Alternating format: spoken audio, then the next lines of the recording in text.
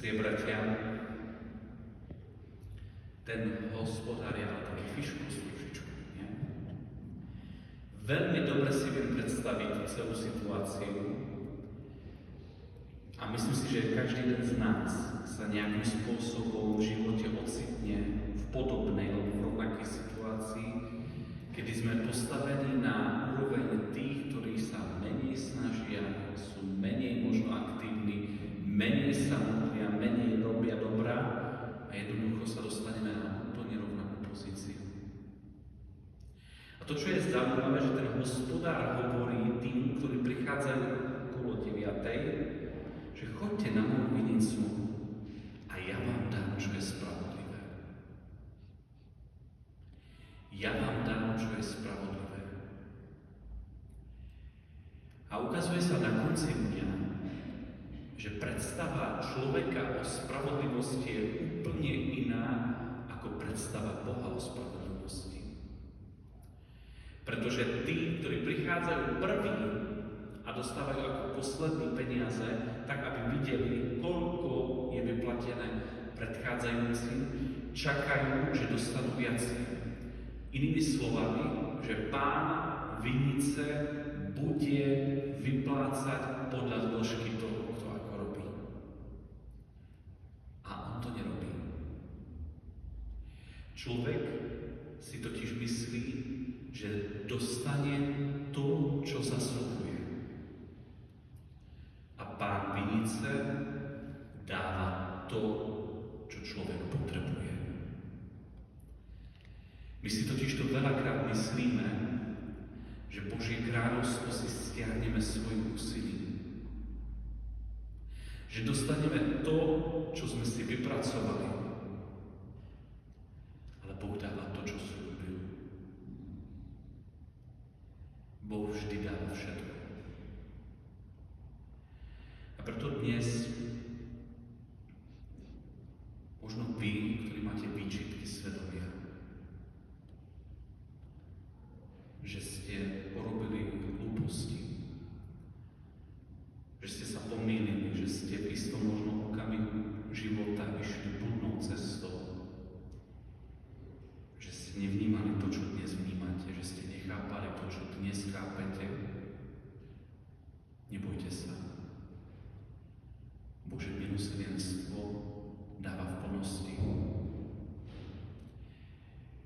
Hospodár, ktorý dnes je pred nami, je totiž ten, ktorý hľada do posledného okamihu. Vyšiel skoro ráno, vyšiel o 9, vyšiel na obed a vyšiel aj hodinu predtým, ako sa skončili práce. Do poslednej chvíle rozdáva. Nebojte sa o tých, za ktorých sa modlíte. Dôverujte Božiemu milosrdenstvu. Boh je verný. A aj keby si našiel nás v poslednú minútu, ešte vždy dáva všetko. My tomu nerozumieme, pretože my toto nerobíme. My sme si vymysleli systém odmeňovania, systém renty, dôchodkov a rôznych spôsobov, ako odvďačiť sa tomu druhému podľa zásluh. Ale Boh dáva podľa vernosti. Nie mojej vernosti, ale podľa svojej vernosti.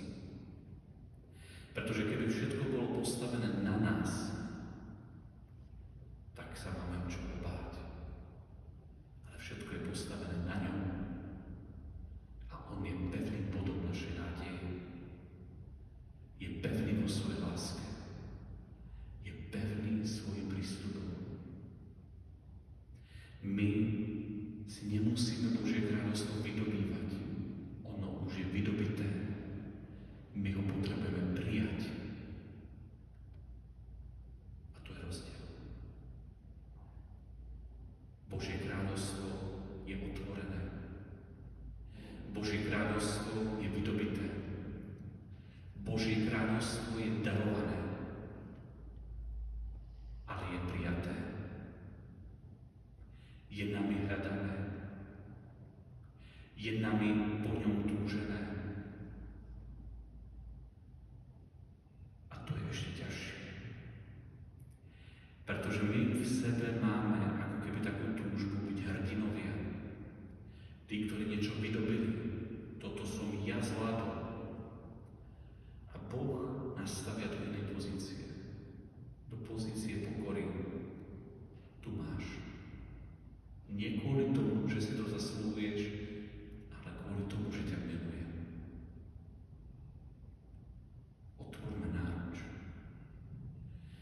sa prichádzať na Eucharistiu ako chudobný v duchu.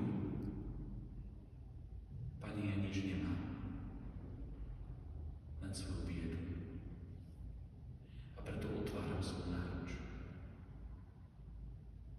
Pretože keď otvoríš náruč, príde ten, ktorý otvoril náruč medzi nebom a zemou a dá ti objatie. A v tom objatí sa črtá naša spása. Kresťan je človek objatia. Kristus je ten, ktorý nás objíma. A toto objatie nás hreje a dáva nám nádej aj uprostred ťažkosti.